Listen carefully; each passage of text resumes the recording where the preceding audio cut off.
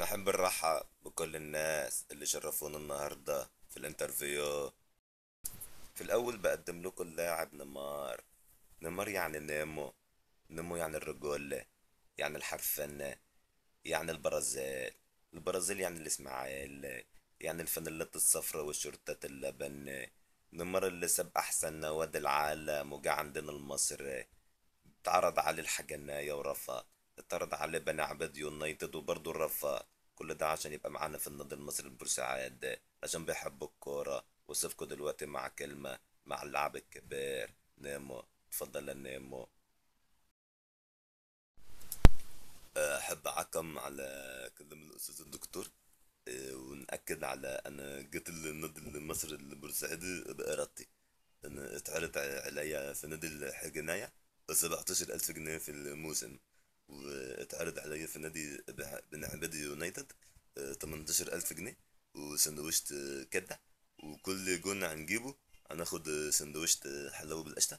بس أنا مرضشت لأن أنا عايز نيجي النادي البورسعيدي والدنيا دي أسعدك. أنت كنت صديق نيمار في المدرسة، يا ريت تحكي لنا على أهم موقف. بص، الواد نيمار ده كان واد شقي. كان دايما بيحب يهرب من المدرسة.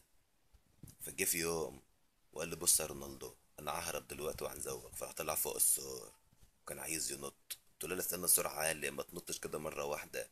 طب حتى استخبى يلا. تعالى يمان واستخبى حتى عشان محدش يشوفك وبعد كده نط.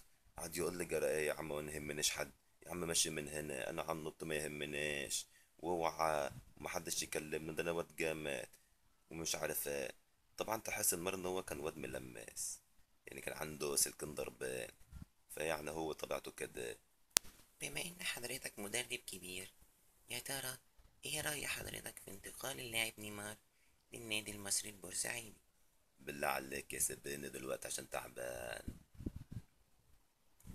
ايوه، البواسير شد عليا.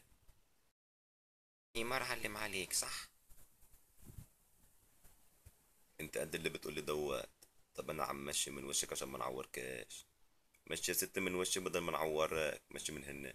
بيقول لك الواد لما ساب برشلونة ومشى. ده عبيط ده ولا ايه؟ راح فين بتقول؟ فين؟ الحق. ده مرة راح بورسعيد. ايه ده المصري؟ يا راجل بجد لا. بيقول لك هياخد 20,000 جنيه في السنة. عشان كده. وانا اللي فاكره عباد.